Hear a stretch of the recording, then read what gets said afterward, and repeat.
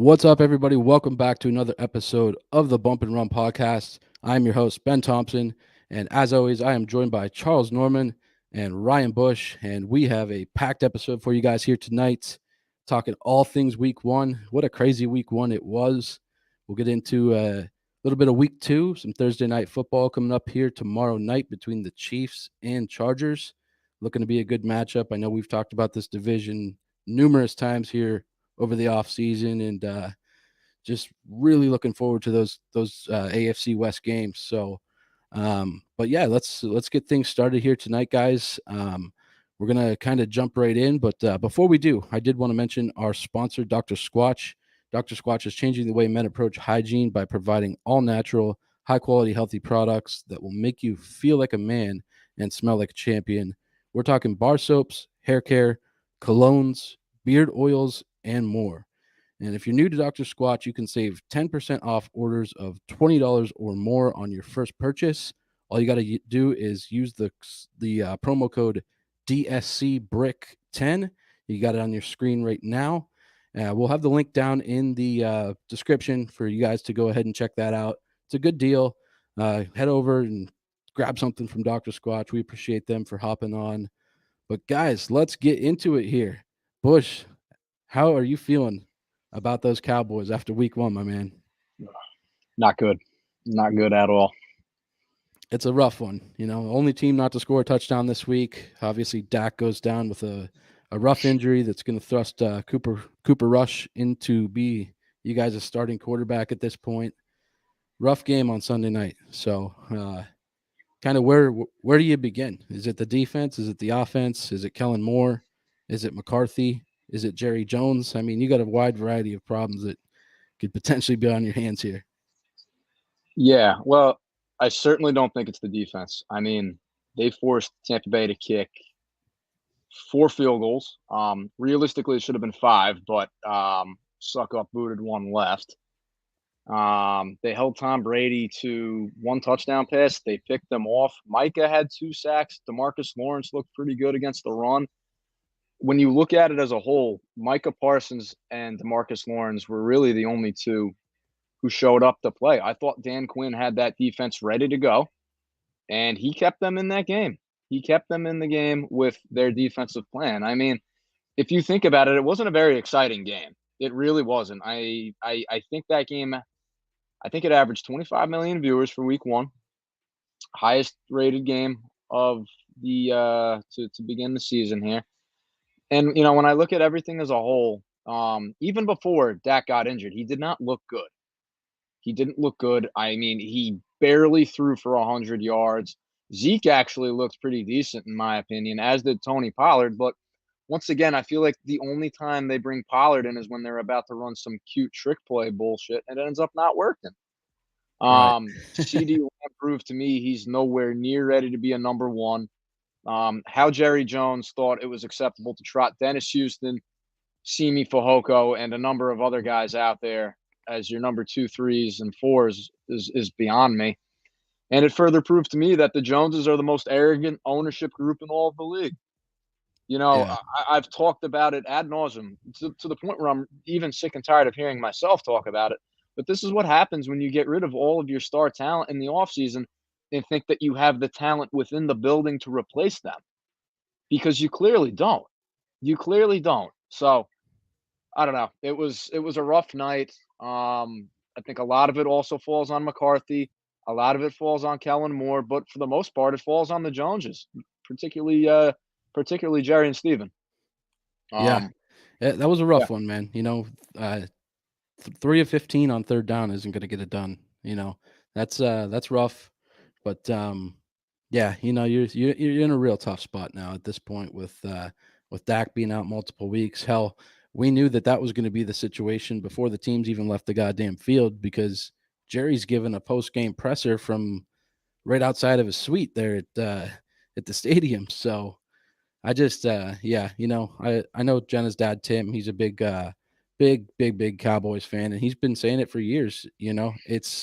It starts with the Joneses, and Bush. I know you've said it multiple times as well. So we won't continue to beat a dead horse. We'll let that one go. No, we won't.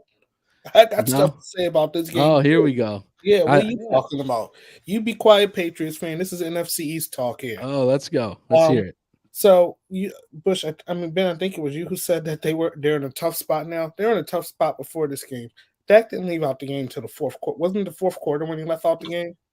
Yeah, Yeah, with it was late. about 5 minutes left in the fourth Yeah, quarter. this game was so bad I fell asleep at halftime. So while it had 25 million viewers or whatever, it was a horrible game. Tom Brady looked like a player who wasn't at training camp for the majority of the offseason with his team. Don't care if he's the greatest quarterback. He's got to get himself together. And he didn't even play his best game. And the Cowboys defense played well, but they were never in that game. Because you got to score points to be in the game. They only scored 3 points. Like you said, Ben, the only team in the league not to score a touchdown, Dak having a 15.3 QBR, less than 50% on his passes, and only passed for 134 yards. Well, Jerry Jones, I hope he lives forever. He's the gift that keeps on giving. Yeah, here's some Oh, yeah, Stephen A. type shit coming in here right It's now. not, so no, do this I. ain't Stephen A. shit. These are stats. This is real stats. Jerry Jones thought that he was able to put together a football team this offseason by getting rid of his best players. Overpaying a running back a couple of years ago, while Zeke looked good on Sunday. Is he going to look good for the whole season? I doubt it. Highly. CeeDee Lamb is a slot receiver. He did well last year because of Amari Cooper and the other. Even Cedric Wilson. Like, don't forget about him. That's a big loss. So I just, it's gonna be a long year for the Cowboys, and I think they're rushing Dak back too. They're saying that this surgery was successful. They're gonna do anything they can to try to get him back for that Sunday night game against the Eagles. And that's what kind of annoys me because the original timeline was 6 to 8 weeks. Jerry Jones, here he goes again, trying to sell hope. Comes out yesterday and says, "No, it's looking more like 4 weeks." And this is what they do every time. They did the same thing to Tony Romo. They're going to pressure him. They're going to try to rush him back. And God forbid he re-injures himself. Because this is what happens. This is what happens when you have as disastrous of an offseason as the Cowboys did. And I want to bring up one other point, and I think that we can discuss it with a few other teams. But I also think that this is what happens when you don't play your starters at all in preseason. I mean, the timing and the cohesion and the cohesiveness, rather, with that offensive unit was disastrous. They looked pretty good on the first drive, drove them down the field. Maher hit about a 50-yard field goal, and that was it for the rest of the game. If you're a Cowboys fan, I don't know how you're looking at this situation and not thinking to yourself, I don't know if I'm ever going to see this team win a Super Bowl because they sell you the same hope year after year after year. And Tony Kornheiser made a really good point on PTI on Monday.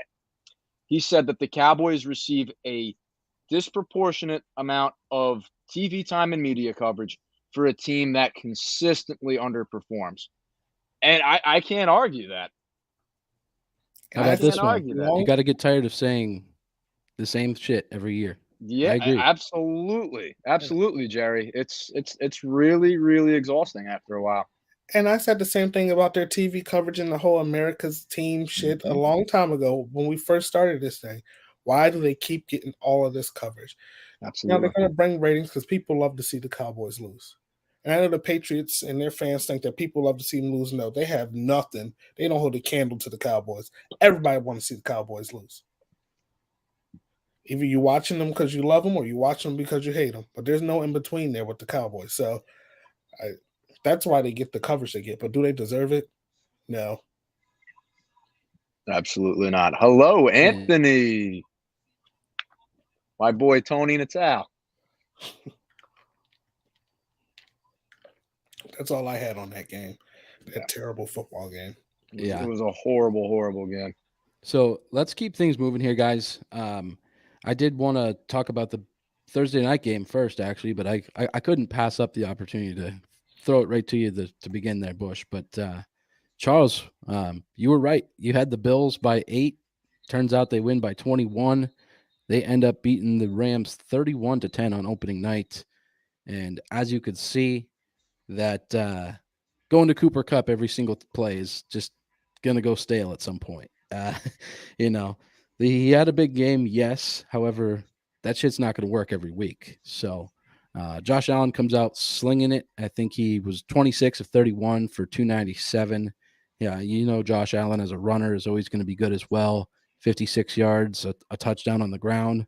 Um, but I was more so impressed by the Bills' defense. Von Miller came out; he looked great. That defensive line looked good. Um, what were you guys' overall takeaways from this game, and have your thoughts really changed at all on the Rams? I know, Charles, you haven't been too high on the Rams. You got the 49ers winning this division, but overall, what were your thoughts on this game? Like I said, the elbow is a problem. There were multiple throws in that game where you can tell that Matthew Stafford's elbow was hurting him. It was a problem for him. I mean, it's exactly what I thought would happen. I didn't think the Bills would go in there and crush them the way they did, but I think they won that game on the opening drive. And let me just give an extra shout out to myself on Gabe Davis because that's one of my breakout players this year, and I actually said his name right this time. But I think he is going to do a lot of great things this year. But Josh Allen, who's someone that I wasn't high on, looked really good. If he keeps running around like that, though, he may not finish. He's gonna miss a couple of games. Because he can't just keep. I mean, the stiff arm on Scott is one thing, but you keep running at guys like Bobby Wagner, you might not see the next week of football. Yeah, Bush, what were your thoughts on the first week there, the Thursday night football game? I think that the Rams are a lot more one-dimensional than we expected. Cooper Kupp, 15 targets. That's not going to work every game. That's not going to work every game. And I think the only reason it worked last year is because you had OBJ opposite of him. So you saw what happened with Cam Akers, 3 carries for 0 yards. That's a problem. They just their play calling the whole night was very questionable. They had some turnovers defensively and they couldn't capitalize on them. But boy, did I think Josh Allen looked absolutely on fire. Absolutely on fire. I mean, that connection between him and Stephon Diggs is, you could argue that's the best in the league. That defense, Von Miller is going to make a world of difference in that defense. I mean, they rallied to the football. They got to Stafford a bunch of times. Yeah, one thing that I and several other people were a little confused about was the use of Cam Akers. He was essentially invisible. I mean, they were going to Daryl Henderson the entire game. Where I have Cam Akers in our league, and I'm doing a little bit of scrambling this week. So, that was a Apparently, little bit McVay odd. came out and said that he wanted more accountability from Akers. So I don't know if something happened leading up to the game or on the sideline. But yeah, that certainly made a lot of people scratch their heads. Yeah. So we'll see what happens next week. Rams got the Falcons. I think they're favored by 10.5. We'll get to that whole slate of games here shortly. But let's keep things moving here. Let's talk some Eagles and Lions. I know we were all high on the Eagles, and I swallowing my words here. I took them by 24. Charles took them by 20, and we got the Eagles over the Lions 38-35. Charles, what were your takeaways from this game? I just need you to go back and find the audio where you said, I know you're chopping at the bit to talk about Jonathan Gannon and this Eagles defense. But I tell you, I'm not chomping at shit. That man called like 3 blitzes on Sunday. The defense looked like trash. It could have been a 24. I mean, you were this close to being right, Ben. I mean, I know the score was 38-35, but for a minute there, it looked like they might have won by 40. I mean, they really started laying it on them. I think Jonathan Gannon, after the first drive, I was like, let's fire this guy today. I still think he should get fired. I think when you have, so defensively, the Eagles did score a touchdown, so that's good. And then before that touchdown, they had gotten 3 straight 3-and-outs. Then you look at the Lions in the second half, just really doing what they wanted to that defense, just running the ball right down their throats. Jared Goff was barely pressured. I think he was pressured on like less than 10 of his dropbacks this game. And this is no surprise to me. Maybe it's a surprise to people, but if they've actually been listening to me, I knew this was going to happen. I don't care who they signed on this defense. If you don't have a coach that can actually has a scheme, he doesn't have a scheme. So there's that. And then he's putting in the wrong people. When The first round pick Jordan Davis was on the field. He only played 22 snaps. The Lions averaged 2.9 yards per carry. When he was off the field, and I can't even say his last name. Let's just call this guy Marlon. He wears number 95. I'm not going to butcher his last name. When he was on the field and the rest of the guys were on the field, the Lions averaged 10 yards per carry. And I don't think this will be the biggest problem in the world going forward. And really now in talk radio, the Eagles defense is getting a lot of the rap. I mean, a lot of the discussion. But I will say that Jalen Hurts played a really good game. There's some things that I would like to see him improve. He did have technically 17 rushing attempts because they count the kneel down as a rushing attempt, but really he only had 16. A couple of them were actually design quarterback runs, and the other ones was because the offensive line was just so bad. Your boy Jason Kelsey, I don't know what he was doing. Just the whole offensive line looked bad. This guy was running for his life to start the game, and I don't know what anybody like. I don't know how anybody could be upset with him for running the ball, and that goes out to John Marks from WIP because they're upset that he was running the ball. Well, what was he supposed to do? Sit there and take a sack? I do want him to keep his eyes upfield when he's trying to run the ball because there's a couple of times while he may have gotten 10 yards, he could have dumped that pass off to somebody and got 20, 25 yards.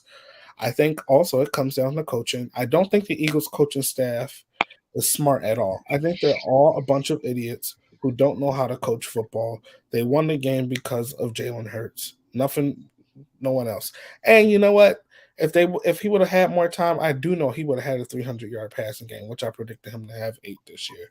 But that 32 out of 32. So Bush, you talked about earlier not playing your starters. They were last in the league for tackles. So you guys didn't score a touchdown this week. We couldn't tackle anybody this week. Last. I saw We missed that more too. tackles than Stevie Wonder and Ray Charles would have. It was terrible, and they can't even see you.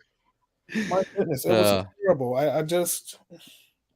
What'd you think about AJ Brown in his first game as an Eagle? 10 for 155. I mean, you got to be happy about that. He did what we thought he would do. Yeah, that's true. I mean, we talked about so there's no real surprises here in this Eagles game. I don't think it should have been that close. I do think that Ben, at one point they were up 17 and were about to score a touchdown.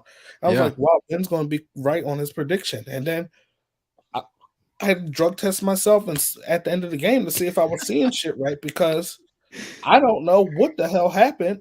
But besides Jonathan Gannon, but AJ Brown, absolutely great. We got to get Devontae Smith some more targets. Good, congratulations to Miles Sanders for scoring his first touchdown in 2 years. That long guy, awaited. that guy. But I got to give him some props because there were points in the game where he made plays that if he didn't make those plays, we probably would have lost too. Right.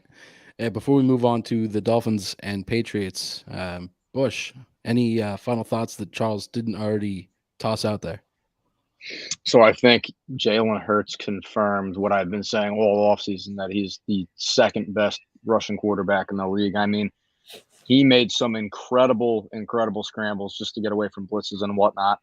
I'm an Eagles fan. Maybe I'm a little concerned about the offensive line. Charles, I don't know how you really feel about that. But other than that, I thought that AJ Brown was as advertised. We knew he was going to show up and show out, and he did just that. And again, the Eagles are going to be a problem this year. I don't think there's any two ways around it. I think every team in the NFC East right now, other than Dallas, is going to be a tremendous problem to go up against this year, especially Philadelphia. I think that they're going to run away with that division. Yeah, like I said, AJ Brown looked good. I agree with Charles about the defense. I would be a little concerned about that as well because, like we spoke about, this is what happens when you don't play your starters. Guys are going to miss tackles. The defensive cohesion isn't there, and everything just looks off as a whole. But other than that, I thought Philly looked good. I thought they looked real good. A couple of things they need to clean up, but they'll get better as the year goes on. Yeah, I certainly agree with that. I think they'll get better. Just defensively was a rough go there in the second half, but maybe it wasn't a rough go. They just didn't play. maybe. I mean, maybe the Lions deserve some credit too. I mean, yeah. I think, and I got to give the Eagles credit too here. They were playing the most hyped team coming off of Hard Knocks history. I don't think any team or coach, they gave away 20,000 Dan Campbell bobbleheads before the game. It was crazy. I mean, it was the first sellout in years. We talked about that last week, and that place was so loud in there. I mean, people, the media from Philly who were at the game was saying it was so loud in there. The Lions were pumped for that game. It was like it was their Super Bowl. So I do hope good things for the Lions this year. I really do hope that they do well because they could, and I hope that this game wasn't them blowing their. I shouldn't say that, but Yeah. putting No, their I agree. out I there. really do. I if they can keep selling that place out, have some big games, hell, watch them beat the fucking Packers. That'd be amazing. Absolutely. So, Even uh, Minnesota at this point, you know. right. And they just, I mean, if we're talking about the Eagles as being you guys' number one seed in the NFC, I mean, seemingly the Lions can battle with anybody. So I'll be interested to see how things go moving forward. But let's move over to the Patriots Dolphins game. Dolphins won this one 20-7. Overall, it was just a rough go for the Patriots. Had a couple bad bounces. Mac got a tipped interception there right at the goal line. So could have been a touchdown or, some form of points on the first drive of the game. Just didn't look good. It was that your prototypical game down in Miami. I know we've talked about this on a number of occasions, but Dolphins won the turnover battle 3-0. So that was huge. There was a strip sack for a touchdown for the Dolphins defense. Tua, he didn't look terrible. He's now 4-0 against the Patriots. So um, I don't know. I just, Charles, you talked about it in the group chat, kind of making me feel a little bit better about the game, but you know, I didn't have a good feeling about it. I actually picked the Dolphins in my work pick'ems, but I don't know, guys. What were your thoughts on the game? Maybe I can formulate some form of response. Charles, I'll send it back over to you first. Yeah, I think it's a Dolphins and the Patriots and Miami, and not just in Miami and New England too now. But this team knows the Patriots. You got to take into account there's a new offense being played in Miami right now, and the Patriots aren't used to going up against. There's a new offense being played in New England that I'm not sure they even know what the offense is. I'm going to be honest with you. I think there were times where the Patriots could have made it more of a game. What was it, 23-7 at the end of the game or something like that? 20-7, yeah. 20-7. So it wasn't like their 20-7 versus the Cowboys 19-3 feels totally different. Yeah, Yeah. two totally different outcomes. Well, You And know, one of their scores was a 42-yard touchdown on 4th and 7 right before halftime, which is just backbreaking. You can't let the shit like that happen. right. So, and I think one of the things why I said coaching was a problem here is because that offensive line let Mac Jones down a lot. I mean, yeah, there were a couple of times, I won't say a lot, but a couple of times in that game where they let him down big time on those plays. And I think with coaching, the right type of coaching, Mac Jones or even the offensive play callers should be able to work with that offensive line to kind of slide the protection to help him get a little bit of time. Because that one fumble, that strip sack that they had shouldn't have happened. It really shouldn't have happened. But they No. had sent that same blitz 3 times in the game. The same exact one. And there was no type of adjustment. So that's where I say, and I say it on the show all the time, like, who's going to scheme it up? Who's going to be the one to make that adjustment in game? And they'll be fine. I honestly think they'll be fine. But the offense has to be better. Defensively, too. I mean, Yeah, Tua did what he wanted. he did. He did. And you had Tyreek Hill getting open on, routes where he's been out there for 7-8 seconds running around. Your guys aren't going to be able to cover these guys for that long. But Bush, you and I, actually, Charles, you shocked us. You were going to take the Dolphins, and then you took the Patriots. So I I guess all wanted to three of take us took all, the Patriots. I wanted to take all of our teams this week. I won't do it again. Sounds good. So, Bush, before we move forward, kind of what were your thoughts on this game, and What are you thinking about the Dolphins' offense maybe starting to click here? I was really impressed with the job Mike McDaniel did in his head coaching debut. You know, it's never easy when you go up against the greatest head coach of all time to start off not only your season but your coaching debut as well. So props to Mike McDaniel there. I don't think the Dolphins really did anything special offensively. If anything, I thought their defense looked way better than their offense. I think that, you know, it's going to take a little bit more time for Tua and Tyreek to click. They looked fairly good for the most part on Sunday, but I can't help but feel at some point in the season, Tyreek is going to notice the difference between Patrick Mahomes and Tua. Like it's inevitable, especially after the performance Mahomes put up this past Sunday. So, you know, like I said, I don't think Miami really did anything special offensively. If anything, I looked at their defense and their special teams way more. Yeah, Didn't for sure. Tyreek say that Tua was better than Patrick Mahomes? He did. No. Yeah, Oh, wait. He did. You're talking about Tyreek? Yes. Yeah, he did said, say that. Oh, not you. Yeah. You didn't say that. You're not I was crazy. about to say, no, I would never say that. Yeah. So let's we'll get the scores up here, and we'll move forward here talking about a couple other games. We had the Browns went in there and got it done against the Panthers. 26-24 was that final. So Baker didn't exactly fuck him up like he said he was going to. So kind of start with you on that one, Bush. What were your thoughts on the Panthers in that game? I know you had taken them. Yeah, you know, again, Carolina almost edged them out. I thought, you know, Baker threw a beautiful touchdown pass down the field to Robbie Anderson. But again, Cleveland was the better team. You know, definitely wasn't one of the more exciting 1:00 early window games. But no, Baker did not go in there and fuck him up as he proclaimed he was going to. Ben, I'm starting to agree with you though.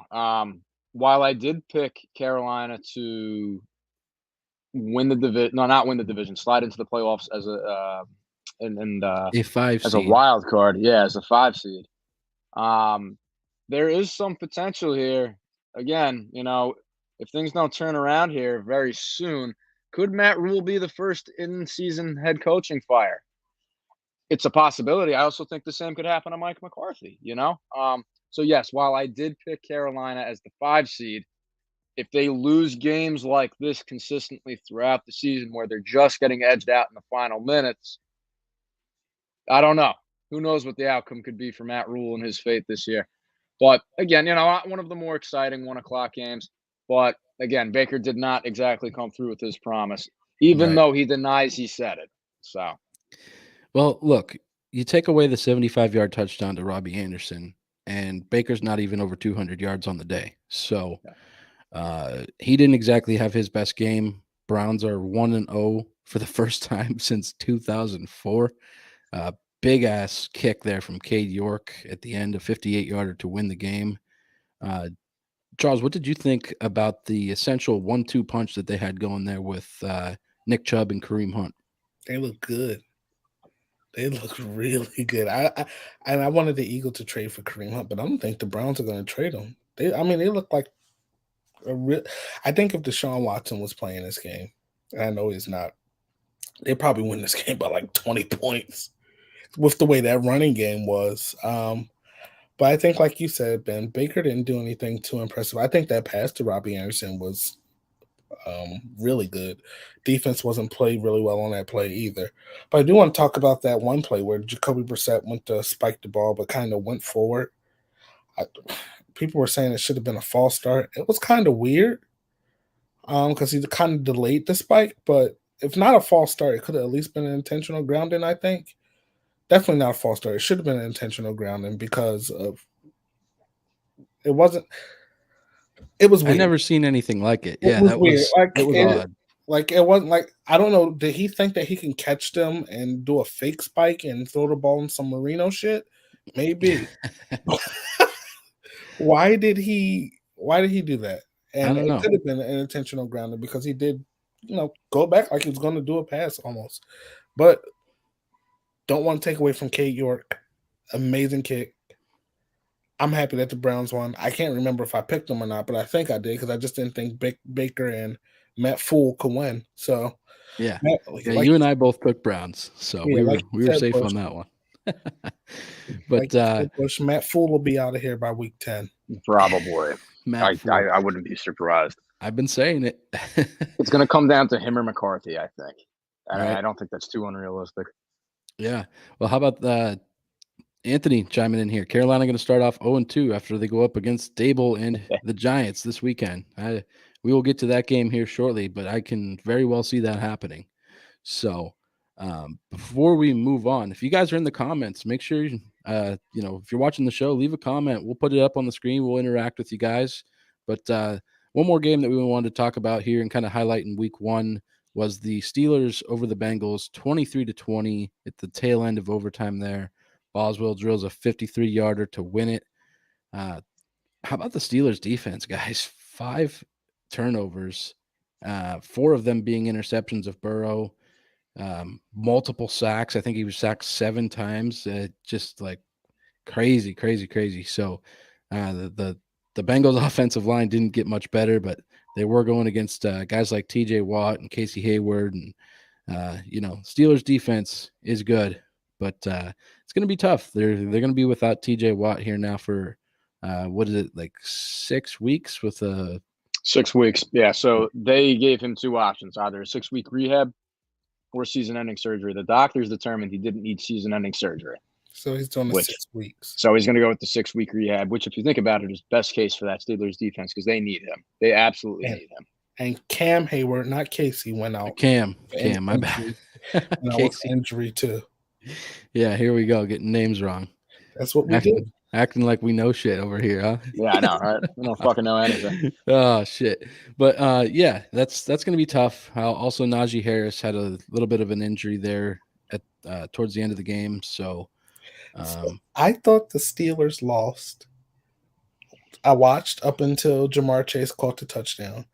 And Bengals, the Steelers. How about the Steelers losing on the last play? So I turned this shit off. Right. So I was walking out like of it. I was leaving work for my lunch break, and I'm looking at I'm just waiting. I'm watching the TV. I see Jamar Chase get the touchdown. I'm like, okay. I gave a little fist pump and just walked out. And I get in my car, and I see like, oh no, like he missed it. Mr. Kick Fearson missed it. So like, oh God, and I know that was like their long snapper being out. But he missed one in overtime as well. So he missed the field goal. Round 1. Yeah. Guys, we talk about, kicks going wide left. And I mean, this one definitely hit a popcorn vendor. I mean, that was so far left, man. It was unbelievable. Yeah, it was bad. But, and then the overtime period goes the full length. And it's just like, come on, get this shit over with, It reminded me of the game the Bengals played last year against the Packers. Remember how back and forth that was in overtime with all the missed kicks? Then the kicker missed the kick and thought he thought he made it. Yep. Yeah, that's right. Yeah. So, I don't, the Bengals they're still going to be good. Look, they got a high-powered offense, and my dad is chiming in here, popcorn vendor. But yeah. Cool. Can't be too high powered without a good offensive line. That's what's going to hold him back. So, however many times he got sacked, a lot. He got sacked 7 times. 7 times. So picking up where he left off. Right. Yeah, he's been sacked like 30 times over the last 3 games. That's not going to be good. He already got his appendix taken out. What else they going to let get knocked loose this year? It was crazy. Yep, that's definitely their weak spot. So. But divisional game, I got to give the Steelers credit. I think that they're going to be better than a lot of people are predicting them to be. But let's kind of round out the before we round out the week 1 slate, let's kind of get into a segment here that we're going to try out this year called the good, the bad, and the injured. We're essentially going to give some good points, bad points, and some people that are in some injury trouble here. And I'll start us off. I thought that a good thing this weekend was new head coaches getting wins. So you had the Buccaneers, Giants, Bears, Vikings, Dolphins, and Saints all win. And my bad is going to be about Nathaniel Hackett, but we won't get there yet. I'm curious to hear what you guys' good points were from this weekend. So my good point will be, how about them New York Giants, baby? Nobody thought they were going to go into Tennessee and beat the Titans, and they did. And they outscored Tennessee 21-7 in the second half. And they really proved their resiliency. I think that was something that the Giants have been lacking the last couple of years. They needed a huge culture change, and Brian Dable was the man to go in there and do just that. I thought Daniel Jones looked good. All right, he threw an interception in the red zone, but for the most part, he took care of the football. Offensive line opened up a few huge holes for Saquon, and boy, the determination and the grit for him on that 2-point conversion to truck through a couple of defenders to cross the goal line was a thing of beauty. And I really think that was what the Giants were missing. I think that they missed Saquon. So my good would definitely be Brian Dable in his coaching debut, like you mentioned, Ben, and the 1-0 New York Giants. They're going to be a tough team this year. They're going to be a really tough team. Charles, how about for you, my man? My good is the NFC. I think this thing is going to be wide open. No team really looked like they had their hand like on the grips of anything. I know it's only week 1, but usually you can see, okay, Brady and them, they'll be there at the end. But they didn't look too good. They didn't look that great. I mean, the Cowboys defense, Micah Parsons had a good game against them. And just defensively overall, I mean, he should have threw 2 picks, but he only threw 1. The Eagles, again, the offense looked good, but the defense looked bad. The Rams, how long is Stafford? I mean, I forgot who it was, said this will be Stafford's. When somebody commented last week and said this will be the healthiest Stafford will be all year. Well, he didn't look that healthy when he was throwing the ball. So I think all these teams, I mean, the 49ers got stuck in a monsoon the other day. It was raining all over the place. Obviously, the Bears won't be good. The Packers, they lose all the time on week 1. I feel like this is like a tradition to them. But they'll be in it. The Eagles will be in it. And I don't know if Cooper Rush can go at least 2-2 or 4-4 while Dak is out. The Cowboys aren't completely out of it yet either, but we know that's not going to happen. But still, like, right. if you could, Yep. if we're talking hypotheticals here, so I think that's a good thing. Like the NFC is going to be, while it doesn't seem as strong as the AFC, it's going to be more competitive. I think because there's way too much power in AFC. Right.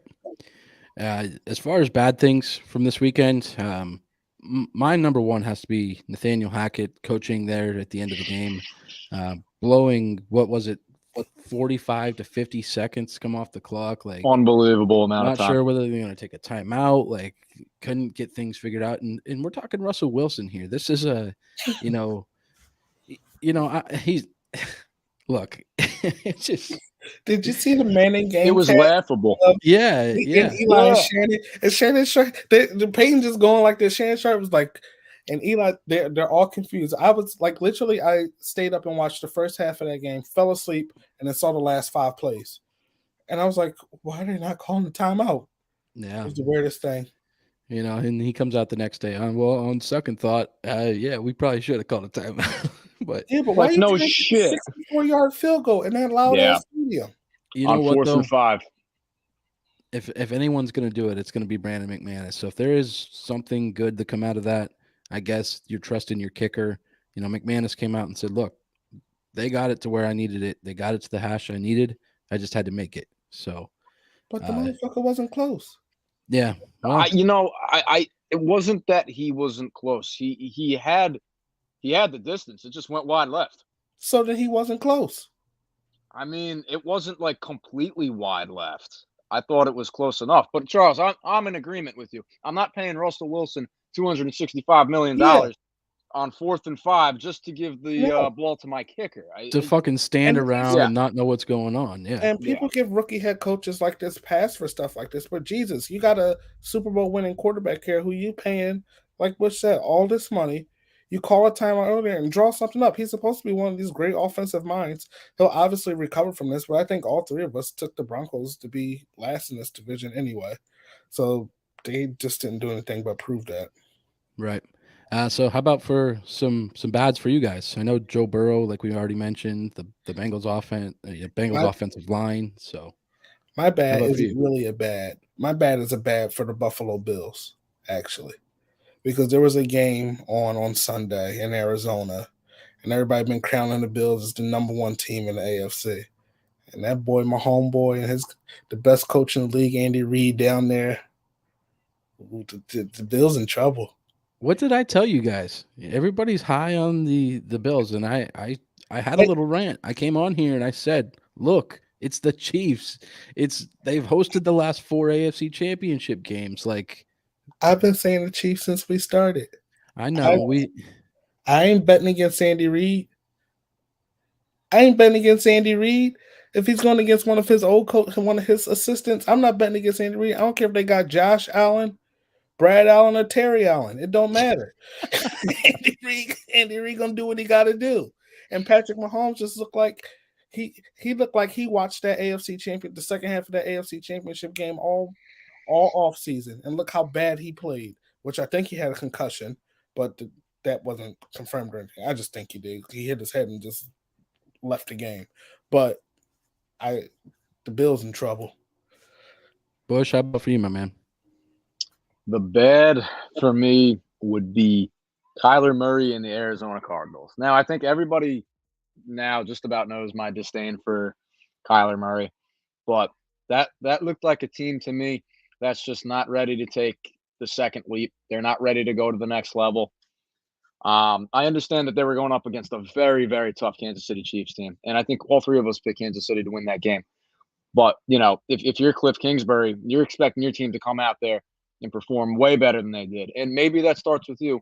But I also think it starts with your whiny little bitch of a quarterback who forced your hand into a contract this offseason. So, again, everybody knows my disdain for Kyler Murray, but, man, I think Arizona's in trouble. I really do. And, yeah, you can say, oh, well, they didn't have DeAndre Hopkins and this, that, and the other thing. This is a team that has started off red hot the last 2 years and then has absolutely tanked towards the end of the year. Now, yes, they made the playoffs last year, but they were one and done against the Super Bowl champion Rams, and they got destroyed in the postseason. And I think that only continued against Kansas City in Week 1. So those Arizona Cardinals and Kyler Murray, that would be my bad. They would keep his ass after class and make him study some more. How about Yeah, Kyler's definitely going to be running for his life against Vegas next week. I think Chandler Jones is going to get revved up and get ready to get after him, along with Max Crosby. yeah, Chandler Jones going back and playing against his old squad, His old team. Yep. Yeah, that's gonna be rough. I think the I think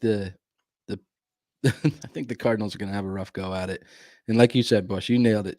They're gonna be like, oh, well, once Hopkins comes back, we'll be all right. Well, you had all this time to plan for Plan B, and you didn't get it done. So, and we know that Rondale Moore and whoever the fuck else is on that team isn't going to be the answer. So, And on top of that, people are saying that he didn't have DeAndre Hopkins, but they better get used to that because he ain't gonna have him for the next 5 weeks, 6 weeks. Exactly. right. Yeah.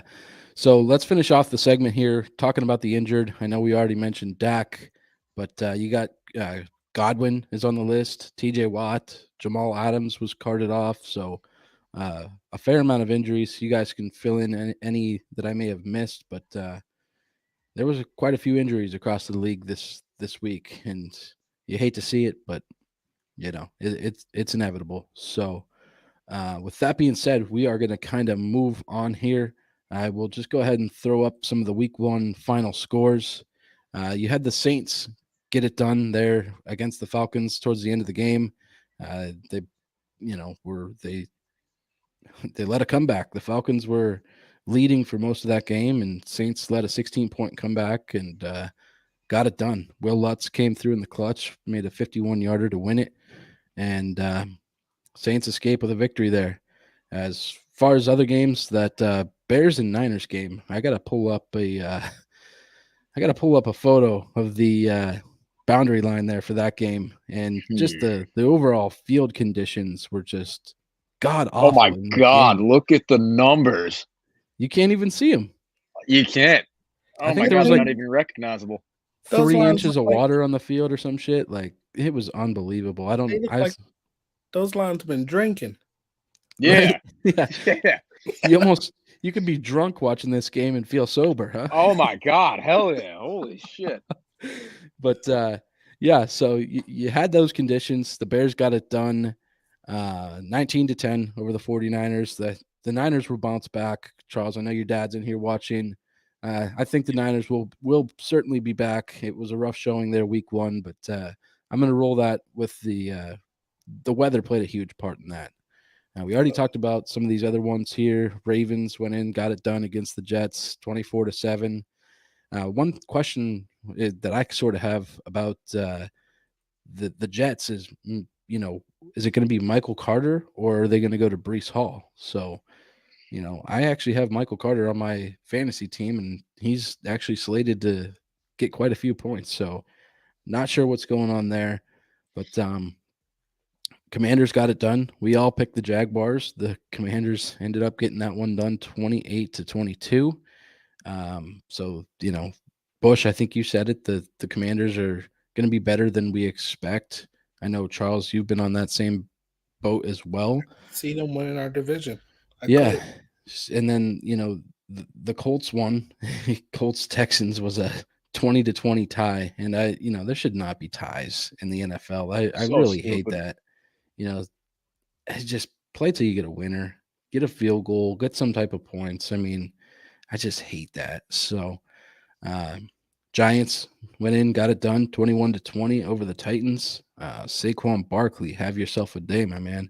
Well, he had like 164 yards rushing. 67. Yeah, one of the two. Yeah, he had multiple, catches as well. Big 2-point conversion there to essentially win the game for him. And then, you got the Vikings over the Packers. I think we were all on the Vikings to get that one done.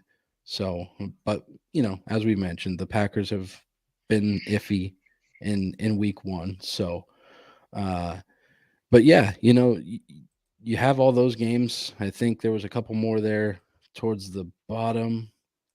You had the Chargers got it done over the Raiders 24-19. And then we've already briefly talked about the other games on the slate. But yeah, so let's go ahead and look forward to Thursday night football here tomorrow. We've got the Chargers and the Chiefs, and this one is a 4.5-point spread. The Chiefs are obviously favored at home. I think it'll be a great game. We are all on the Chiefs, as you can see at the bottom of the graphic there. But Charles, why don't you start us off and kind of let us know your thoughts on this game? We know your thoughts on the Chiefs, but kind of take us through what you're thinking for this game and if it'll be as close as that spread. I think it's going to be closer. I think it's probably a 1 or 2 point game, late touchdown. Or I could be completely wrong because Patrick Mahomes looked scary last week.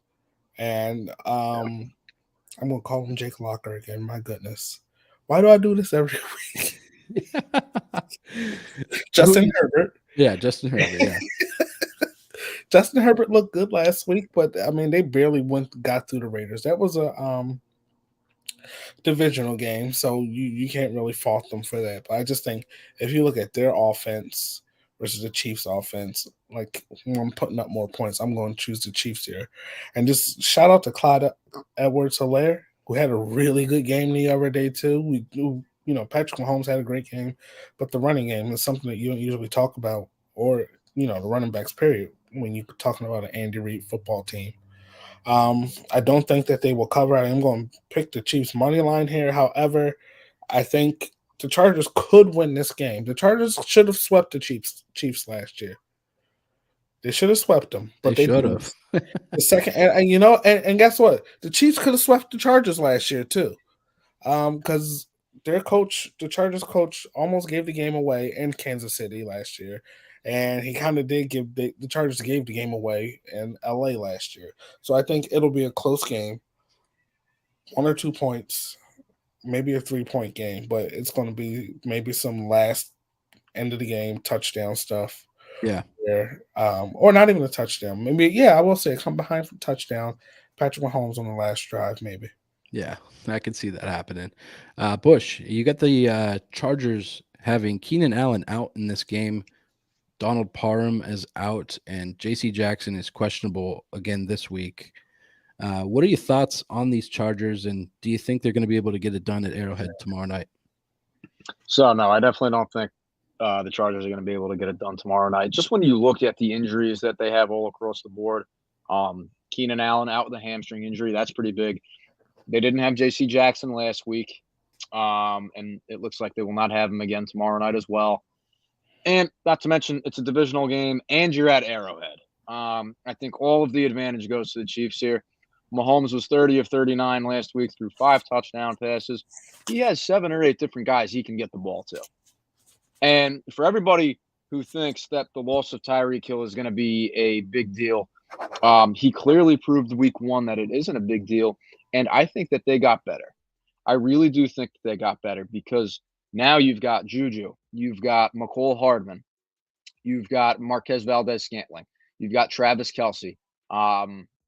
You've got a couple of different backs that they can get the football to. I mean, if anything, I think that now they have even more options and they're more lethal. Whereas opposed to when Tyreek Hill was on the team, all you were looking for was the consistent down the field, big time play threat every game. Now they're even more diverse. They're not so multi or one-sided, I want to say. And not that it's fair to call any Andy Reid offense one-sided, because I don't think it is. But Tyreek Hill can be so predictable in his big play threat sometimes. It's like, okay, who's it going to go to, Tyreek Hill or Travis Kelce? Now you've got a multitude of guys that they can throw the football to. So I'm going to take Kansas City for that reason. Yeah, and I'm going to go Kansas City as well. I think I agree with Jerry here. Chiefs win. Not having Keenan Allen is a huge blow to the Chargers. And, you got Mike Williams there who's going to have to pick up the slack. But, yeah, it'll be close. It's a divisional game. I think like Charles mentioned, you're going to have where these teams are matched up very closely. Chargers could have swept them last year. But, I am also going to roll with the Chiefs. Like I said, I think it's going to be close. I'm going to probably go. I like that spread where it's at. I think it's a touchdown game, and Chiefs get out of there. Maybe like a 27-20 type ending to that game. So, let's go ahead and get on to our week 2 slate here. We got plenty of great games here this week as well. We got We'll just start in order, kind of like we did last week. We'll go ahead and get our picks in. We'll talk a little bit about the games. So we'll start here with Washington and Detroit. And Detroit is actually favored for the first time in 24 games, 23 or 24 games. So I am interested to see what's going to happen here. We talked about it. Got to give them some credit for that game against the Eagles. But, Bush, what are your thoughts here on the Lions and Commanders this weekend? I think that this is actually going to be a sneaky good game. I really do. I don't know who I'm going to pick here because, the Commanders came out last week against the Jaguars, and it was a tight game there in the fourth quarter, but Washington eventually pulled away. The Lions came out strong against the Eagles, caught up to him again in the end, but still lost by 3 points. So I'm going to take the Commanders this week to start off 2-0 against the Lions. I think Wentz actually really showed me something last week. Okay, yes, he had his typical bonehead type of decision where he threw an interception to a lineman.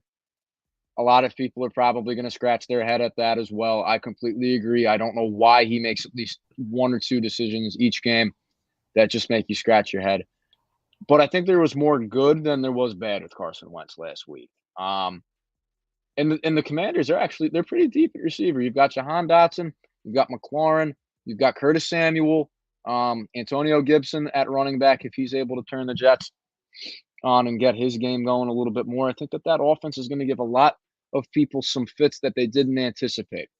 So I'm going to take the Commanders against the Lions. I think it'll be a close game because I don't think the Lions are the type of team to roll over and lay down.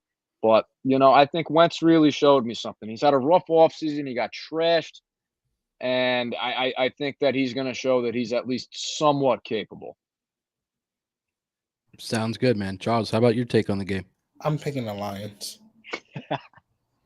Yeah. I'm just going with the Lions. Okay. Next game. Next game. So And It's just just to defend Carson, that interception to the number 1 overall pick yes, was a really good play by him. it was. That was a really good play. But still, I mean, what Bush didn't mention is the Commanders were up, and then Jaguars came back, and then the Jaguars ended up losing the lead, basically because of their defense there. And Trevor Lawrence making this weird-ass throw down the field that turned into an interception. But they had him on the ropes, and the Lions are going to do some good things against them, I think.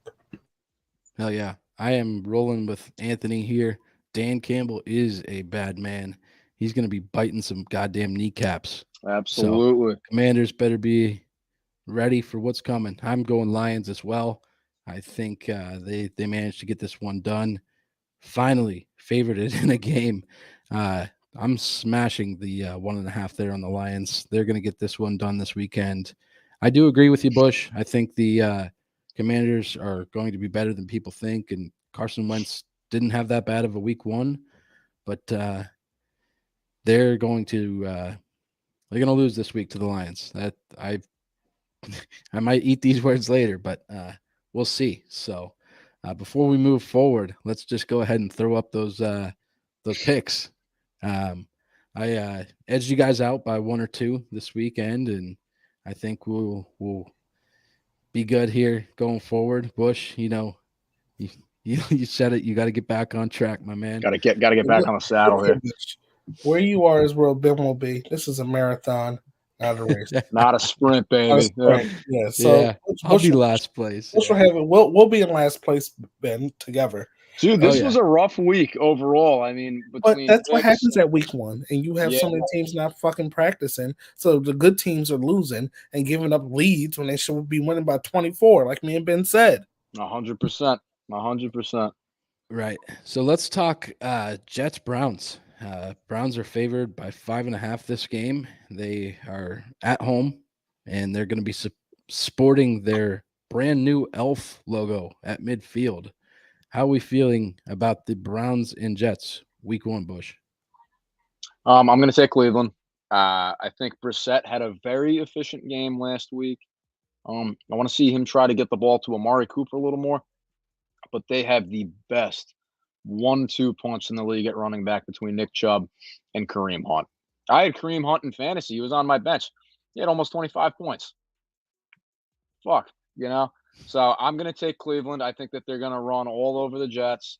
I think the Jets are going to be competitive at some point this year, but they are really stumbling out of the gate because they don't have Zach Wilson. And people are probably going to say, well, that's not the only reason why. I think it was because I think he was primed to have a huge second year under Robert Saleh. So I'm going to take Cleveland. I think they win by 2 touchdowns. And I think that they start off their season 2-0. And I agree with Kate. Browns are going to dominate. Yes, they're going to Kate. kick. Yep. They're going to kick the Jets' ass this weekend. So I'm going to go Browns easily. I'm hammering that spread as well. Charles, how about for you, man? I love that they're bringing back Brownie the Elf. I love this. I think they got to win for Brownie, so they will. I'm going to pick the Browns. Some school stuff right here. This is an old school logo, y'all. Right? I don't like it. So, it's weird. I saw a thing before we move on. I did see a thing that said, if you're not a football fan, you're talking about the team is a color. They got an elf at midfield, and their fans are acting like dogs in the end zone. Like none of it adds. but Brownie's what people may not know is Brownie is one of their first mascots too. Oh yeah, no, for sure. Yeah. Back in the days of Jim Brown, huh? In the 40s. Yeah, way before. So this next game I think is it's going to be a good one. It's Bucs Saints. We talked about this a little bit with Mike when he was on. Bucs are favored here by 2.5. I think they're going to get this one done. The Saints didn't really show me a whole lot in week 1. They didn't look good. for 3 quarters. They decided to come back there at the end. And yeah, we've talked about these games as being divisional games for the Saints, but I think the Buccaneers just get it done. And I know I'm always high on the Buccaneers, but 2.5-point spread, I think they win by a field goal. How about for you, Bush? Yeah, I'm going to take the Bucks as well. I know since Brady has come to Tampa Bay that the Saints have given him some fits, particularly defensively. He only has one win against them, and it's in the playoffs. Otherwise, New Orleans has just been an absolute thorn in Brady's side. But I'm going to take the Bucks this time around. I think that they start the season off 2-0. I think Brady has a better game against the Saints than he did against the Cowboys. But I do think that the Saints are going to keep it tight. I'll pick Tampa Bay to win by 3, but in no way, shape, or form is this going to be a blowout. I mean, I think the Saints just play Brady too tough for them to be able to come out and throw the ball all over the yard. And I think Julio Jones is going to continue his success from last week, rather. He had a very good game against the Cowboys. He ran the ball a couple of times, which is not something we're used to seeing from Julio Jones. Brady threw him a beautiful deep ball down the right sideline. Julio was able to keep the defender away from him and bring that ball back into his body. I think the Saints they don't quite match up as well this time around. So I'm going to take Tampa Bay by 3.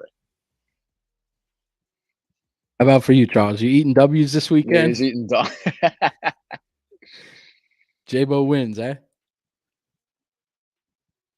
You're on mute, Charles. Charles, you're muted, buddy. I had on my sheet of paper the Bucks winning. I think the Saints are going to win this game. I do. I think Okay. they'll be at home. Superdome's going to be rocking. I think the Saints will actually. I never switch like this, but yeah, I want to actually go with the Saints here. I knew he was going to as well. I knew as soon as we started talking about it, he was going to switch it up. So I had the Bucks though. I had the Bucks on my paper. Yeah, it's going to be close. I'll leave it at that. So we'll get the next one up here. We'll keep things moving. Panthers and Giants. Bush, I'm going to start off with you first this time, and then I'll give my pick here at the end. But 2.5 points, the Giants are favored. So what are your thoughts here as the Giants open up at home against the Panthers? Yeah, I'm in agreement with that. I'm going to take the Giants over the Panthers. I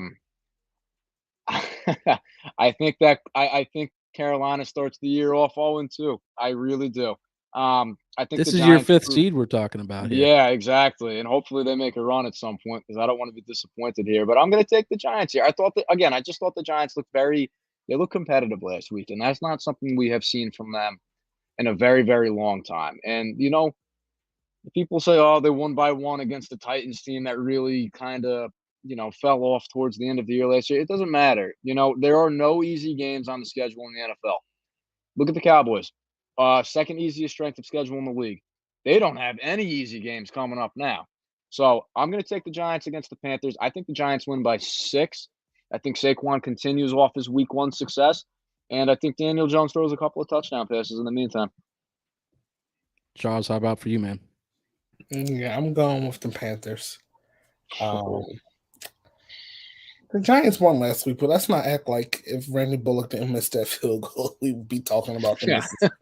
Great, like he missed he was put in a position to win the game for his team, and he didn't do it. So good job to Saquon, NFC Offensive Player of the Week. I like Brian Dable dancing in the locker room, but you guys know I don't like Baker Mayfield, but I'm going to go ahead and pick him in this game. I'm going to pick the Panthers as well. Wow. I think they get it done. And look, I'm even going to bet for them to cover. So, I should even go money line on that. Let's see here. It's probably be better. Yeah. Plus money. Let's go Panthers. So, I just think that they take care of business. And the Giants, yeah, Bush, I'll give it to you. They are going to be a little bit better with Dable, but I agree with Charles. Randy Bullock's got to make that field goal. So let's talk some Patriots and Steelers. We got Patriots going into Pittsburgh this weekend. It's I did these odds this morning. I think the odds have now changed to 2.5 that the Patriots are favored here in this game. But I'm not too high on this one. I know I asked you guys in the group chat here yesterday kind of what your take would be. Pittsburgh at home, week 2. Patriots coming in off of a tough loss. Charles, what are you thinking? I got the Steelers written down here, but I can't see Big Bill going 0-2. But I'm going to stick with this. I ain't going to change this one. I'm going to stick with the Steelers winning this game, especially since Najee Harris is expected to play. I don't trust Mitch Trubisky, or as I like to call him, Miss Trubisky. But I'm going to pick them this game, and I think the Steelers will win. Bush, how about for you? Bill. Ben, I hate to disappoint you here, buddy, but I'm going to take the Steelers as well. Shout out to my friends Kate and Leandra, by the way. They're going to this game in Pittsburgh, so I hope they have a good time. But I'm going to take the Steelers as well. I just think, as tough as it is to go up against the Patriots at any point in time, I just think that Pittsburgh really showed they have one of the best defenses in the league in creating turnovers last week against Joe Burrow. I'm a little worried about their quarterback situation still. I'm a little bit worried about their offensive line, but I do think that the Steelers start off 2-0. They're at home. I think that terrible towels are going to be waving around like you wouldn't believe. I think they're going to be hyped for their home opener, so I'm going to take the Steelers.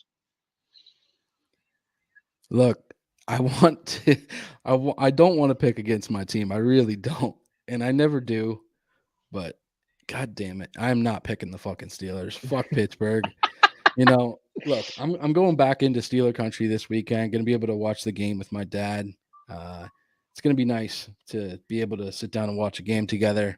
And it just so happens that it's against a team that neither of us can fucking stand. So I hope that Matt Judon goes in there and fucking breaks Trubisky's leg, kind of like a Joe Theismann type situation, and we'll get Kenny Pickett into the game. So, I'm not picking the Steelers. Patriots, they're going to cover, even if it's just by a field goal. I know I was strong-worded about the Patriots covering against Miami, but look, if this puts me behind you guys in the picks, I'm all right with that because I've already got the early lead. So, did you just say you hope Matt Judon? Yes, I did. Pretty strong. And then Kenny Pickett's going to come out there and throw 5 touchdowns on that defense. Don't do that. No, that's not happening. In a quarter. No. In a quarter. Book it. Not. If he breaks his leg, Kenny Pickett will throw 5 touchdowns in a quarter. No shot. No shot. Bill Belichick is not going 0-2. Like you said, it's not going to happen. We got to get it done. We've always got Pittsburgh's number. He will scheme something up, as you say, and Patriots get it done week 2 here in Pittsburgh. Let's keep things moving here. We got the Colts and the Jaguars. Colts going down to Jacksonville. Let's hope they can come out of that place with a fucking win. And maybe they won't even bring Jonathan Taylor on the team plane. So I am going to still go with I'm going to go with the Colts here. I think they get it done. Jaguars are still trying to figure things out. How about for you guys? I'm going to take the Colts in this one. Matt Ryan actually had a pretty decent debut last week. Jonathan Taylor picked it up as the game went along. But they should have won that game. Indianapolis absolutely should have won that game. I thought the Texans had no business making it that close of a game. Even though Lovie Smith is an excellent head coach and defensive mind. So I'm going to take Indy. I think Indy wins by a touchdown. I think the Doug Peterson era in Jacksonville starts off with an 0-2 record. I'm going with Jacksonville. This is Jonathan Taylor's. Charles is really rebellious. You know that? I think this is Jonathan Taylor's bye week this week, right? Or it was. Yeah, he's not traveling with the team. They have not beaten the Colts. I mean, the Colts have not beaten Jacksonville in a while. I'm going to go ahead and pick Jacksonville. I liked a lot of things that I saw from them last week, and I don't know if the Colts know that you got to score more points than your opponent in order to win the game. And the Colts always play the Texans and those division rivals closely. I know it was a tie. They what was it? They were down 20-3 at one point in that game. So, props to them for coming back. But and my boy Anthony Gulick chiming in here. Colts will come out like gangbusters in week 2. They do every year. Matt Ryan undefeated against the Jags. So Anthony's a big Colts fan. Let's hope that they get it done this weekend for you, brother. Him being undefeated against the Jags ain't got nothing to do with this week. Keep things moving here. Dolphins, Ravens. I like this matchup. It's going to be a tight one. You got Lamar, you got Tua. What are you guys thinking here in this week? It's a 3.5-point spread. Charles, I'll start with you. I'm going with the Ravens here. Lamar, this is comeback revenge tour. I like how they looked last week. He looked good throwing the ball last week. So I'm going to keep that up. That little blitz that they were sending last week that New England couldn't pick up, Lamar too fast for that shit. Then it's not going to. Yeah, that's what I like about the Ravens is Lamar's ability to take off and get outside the pocket and get you that first down yardage. And he got Duvernay into the game last week too. Duvernay had 2 touchdowns. Bateman had 1, and you can't forget about Mark Andrews. I think that the Ravens are going to be too much for the Dolphins this week, and they're going to get it done. So, Bush, I'm assuming you're probably on the same boat, but let's hear your pick for this weekend.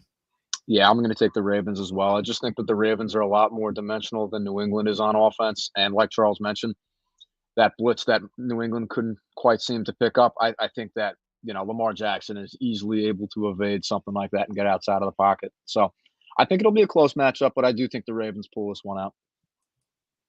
Sounds good. Let's go Falcons, Rams. Let's not spend too much time on this one. I don't think any of us are going to go with the Falcons, but I may be wrong. Charles, elbows will feel good this week. The Rams. Yeah. That sounds good. Bush, you going Rams as well? Yeah, I'm going to take the Rams as well. I think they bounce back in week 2.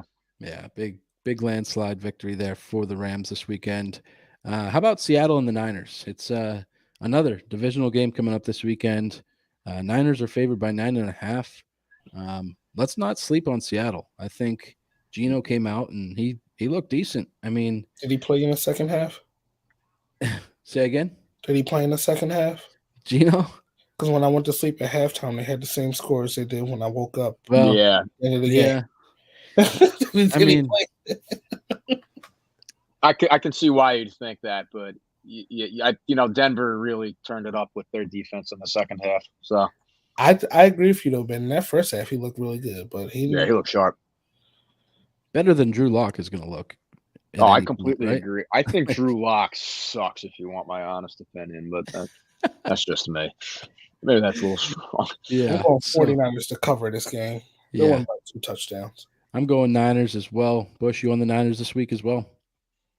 No, actually, I'm going to take Seattle. I really think that they showed something last week. I do, and I think the Niners looked very off kilter last week. I understand that they were playing the Bears in the rain, and it was an away game, but in no way, shape, or form did Trey Lance look like he was ready to operate an NFL offense. I just thought he looked sloppy.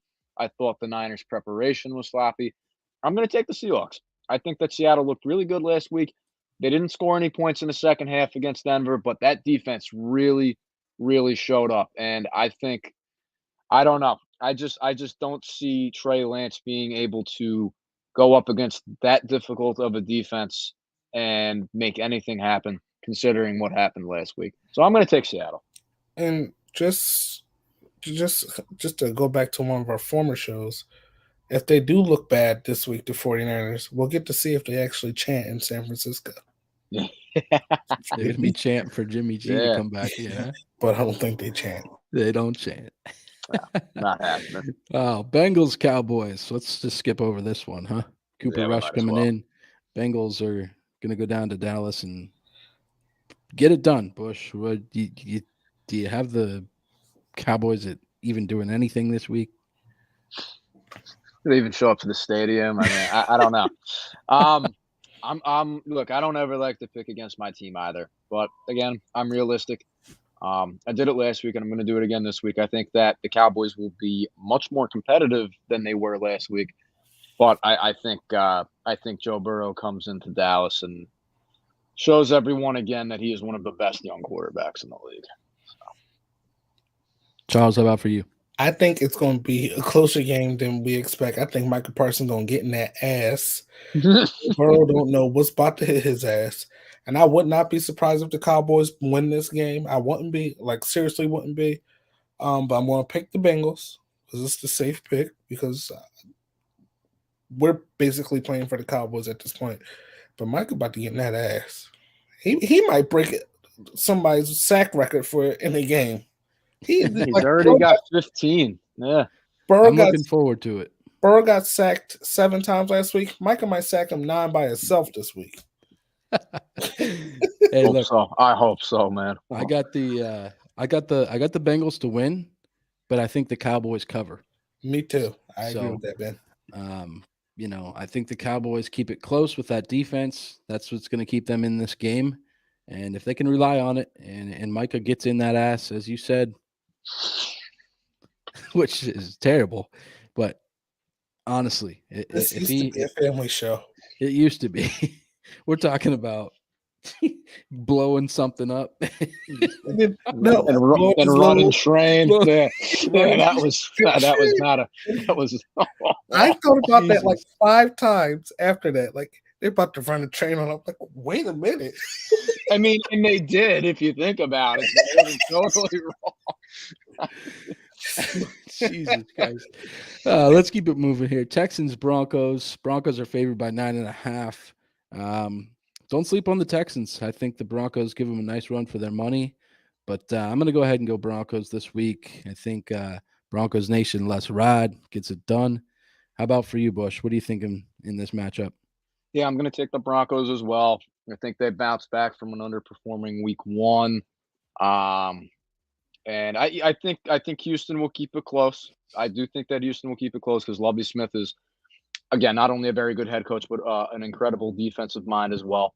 But I'm going to take the Broncos. I think they bounce back in week 2. Charles, go ahead. I think the Broncos will use their timeouts when they need to and win this game. Yeah, I think it's going to turn into a hat trick. It's going to be a good game for them. Yeah, hopefully he learned, and hopefully they get it together here this week.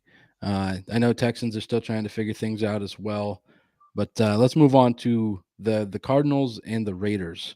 Raiders are favored by 5.5 going into this game, playing at home at Allegiant Stadium to open up the season. What are we thinking here in terms of this game?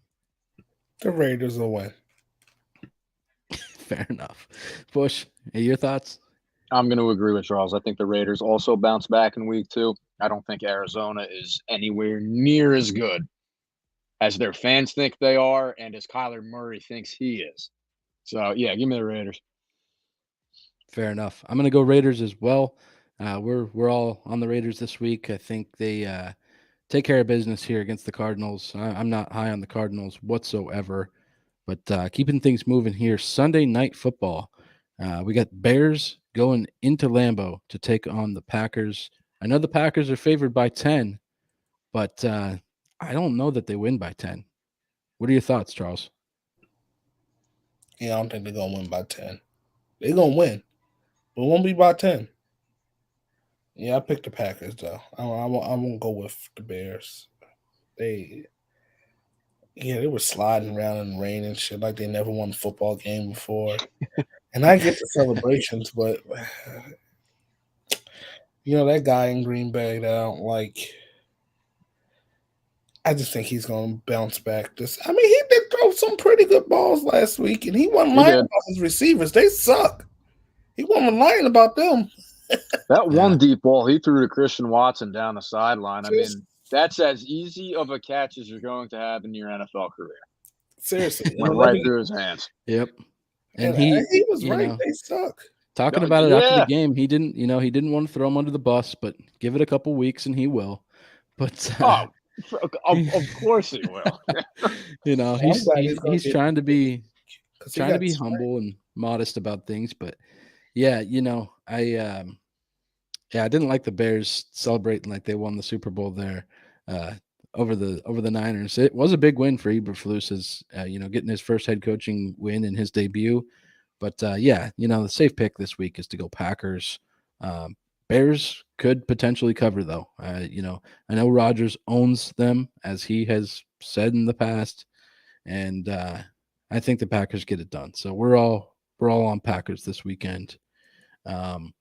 Let's talk Monday night. So Monday night this week, we got two games. We got the Titans and Bills in the earlier window, and then you got the Vikings and Eagles. So we'll start off first with the Titans and Bills. Bills are opening up the season at home, and their home opener against the Titans, I should say, they're favored by 9.5. Do you think the Bills cover this week and get it done, Bush? Absolutely. I think the Bills break I think that they absolutely come into Tennessee. Or rather, are they playing Tennessee at home, or are they? Yeah, I just said Yeah. all that. I didn't hear it. My bad.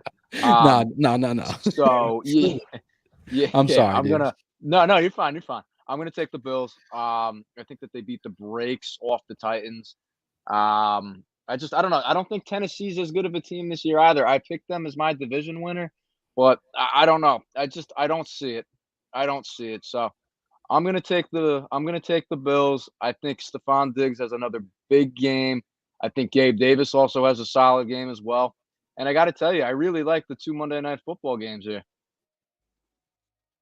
Now, Charles, correct me if I'm wrong. Now, are these games going to come on at different times, or is there going to be some overlap? It's going to be a lot of overlap because the other game is only going to start like less than an hour before, or a little bit over an hour before. The Eagles and the Vikings are going to get Buck and Aikman though, because that's going to be the main game. It's actually going to be on ABC. Okay, cool. So, yeah, Bush, I agree with you. I'm not picking against the Bills again. I don't think so. Not making that mistake to us. Yeah, we're not going to do that. So, Charles, your take on the Bills Titans? I think the Bills will win. Unless the Titans get AJ Brown off an injury this week.